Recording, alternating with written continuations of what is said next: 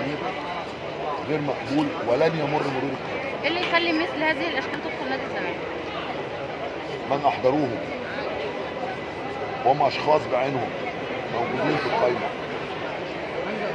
القائمه الموحده ولا اي قائمه؟ القائمه الواحده، وكانوا اليوم يريدون اكثر من 1000 بني ادم، ولو كان جه 1000 بني ادم كانت هتبقى في مجزره بجد، كانت هتبقى في مجزره.